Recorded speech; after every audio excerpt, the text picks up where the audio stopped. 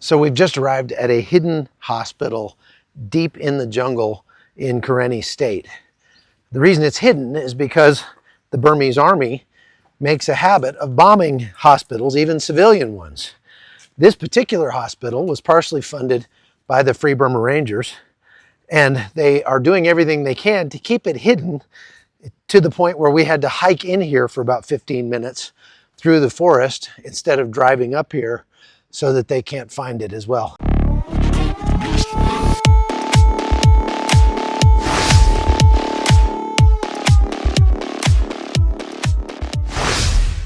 Thank you all for praying for the people of Burma. We're now in Karenni State at a little hospital we call Dr. Luca's Hospital, or Luke's Hospital. And here is a life-saving place. Hundreds of people have come here shot and wounded, especially since the coup.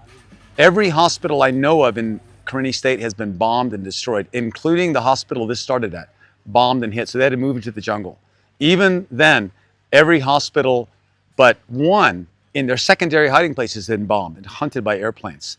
This place has survived and is life-saving. Over 10 of our Rangers, badly wounded, would have been dead without the surgical help of the team here. One of our own foreign volunteers, Kobe, was badly wounded in the arm, would have lost his arm except for the people here.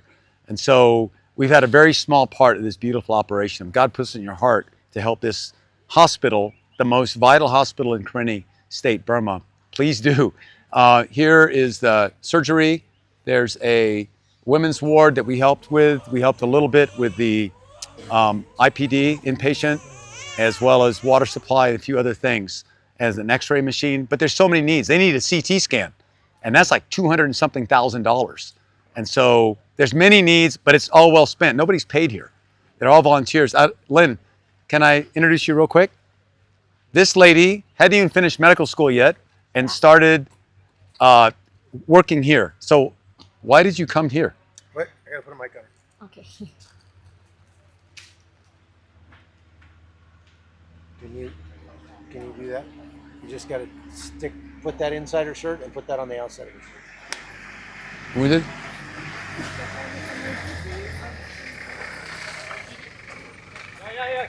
You shot? Hey, we got it. Hey, Joe! Joe! You got two wounded here.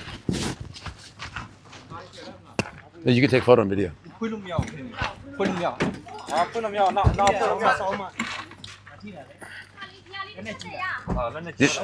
This cannot come off? You want to take one by one? One by one?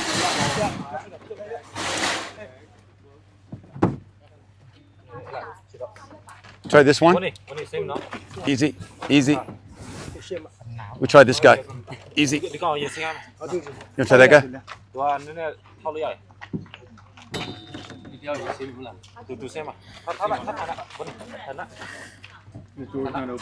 No.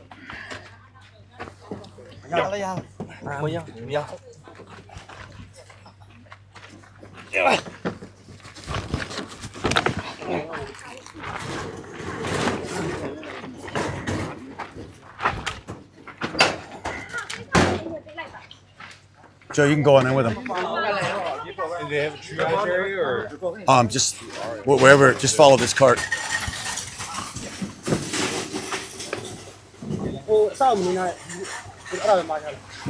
Ready? Easy.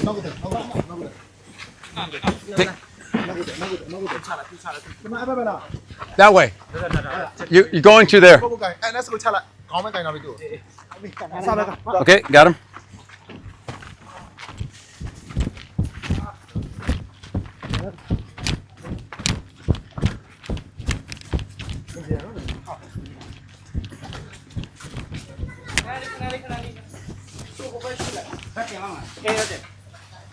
One, two, three. A little bit more this way. Bless you in Jesus' name. Kiara Kane, Tanji Bibase. Oh, where'd they come from? Sisang? Sisang. 分拿吧，现在分拿吧。第三拿到过了。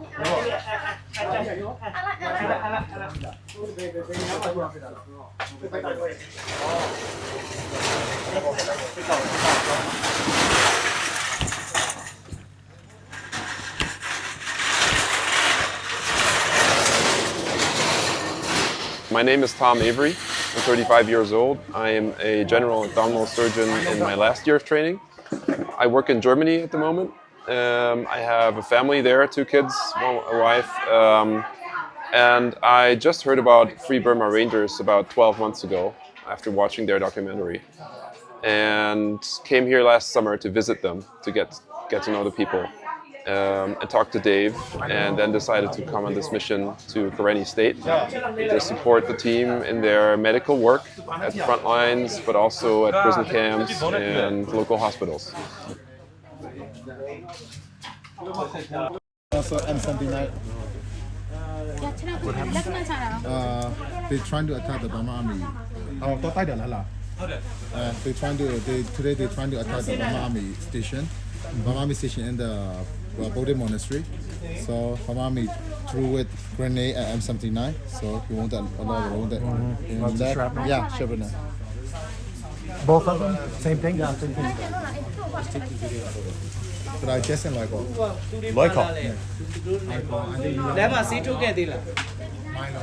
In the recent years, I always had it in my heart, a strong desire to do this type of work. Just couldn't find the right opportunity, and also not the right organization for me, which would combine Christian faith and humanitarian work. And so this was really the first time that I came across an organization like this, and after praying and after thinking about it a long time, it just seemed the right fit. And I have not regretted my decision since then. What kinds of things have you seen here since you've been here, as far as medically? Yeah. So we've been supporting the local Karenni armed forces in their fights against the Burma army. And so we've seen a lot of severe injuries caused in the front lines. So landmine victims, explosions, gunshot wounds, all the types of war injuries that you, as a civilian surgeon, you hear and read about, but never really get to see.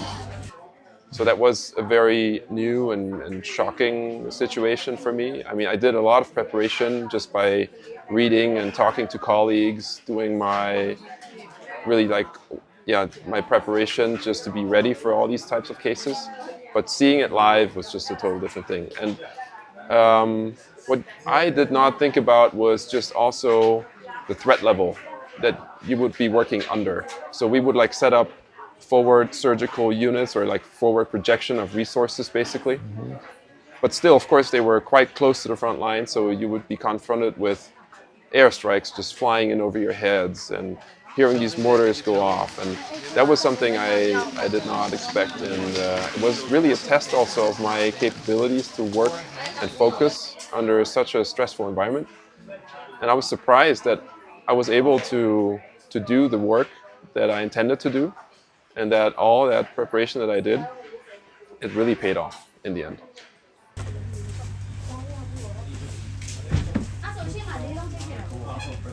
Yeah.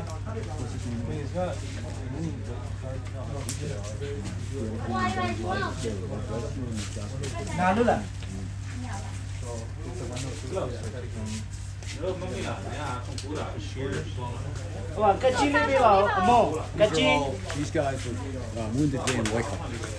So you heard the booms, boom, boom, boom, from that battle. Grenade. What's been the most difficult thing for you? The most difficult thing was to treat the enemy. That was also something that I didn't prepare for. I mean, you read about that treating prisoners of war, that it's something that's part of the job. International humanitarian law talks about that, Geneva Conventions and all that. But really to be in that situation, that was the most difficult thing. Although in the heat of the moment itself, I realized, yes, this was a Burma army soldier. This is the enemy of the Karenni armed forces that we are supporting. but still, in that moment, I could just kind of put that aside and just focus on the injury and do my job as a doctor. But then afterwards, after I talked also to my medic team, which consisted of local Karenni medics, and after hearing about their inner conflicts and their emotions of hatred, anger, or desire for revenge, I was just starting to understand and see how difficult it must have been also for the medics to just put that all aside and treat these soldiers as any other patient. I'm sorry. Mortar? Mortar here, grenade here.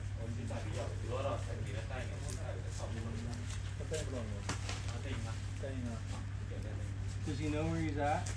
This is the triage, ER, and the operating room is right over there. Okay. And so these two guys, what's the deal? They are both critically injured. One has a head injury, and the other one might, but the one here hit by grenade fragments, very close to where we actually were walking yesterday. Exact same place. We got machine gunned and shot at yesterday, the same place they got hit in Loika, just past the university, near the big lake. And the other man hit by mortar. So there's a fight going on. We heard the explosion. There's a fight going on every day in Loika. Burma Army surrounded, but there's still about 1,000 of them with heavy weapons, multiple launch rocket systems from Russia, also from China, heavy artillery, 105 cannons, heavy mortars, 120 and 122, 81, 60 millimeter mortar, jet fighters, attack helicopters, all in support as the Karenni people try to stop them.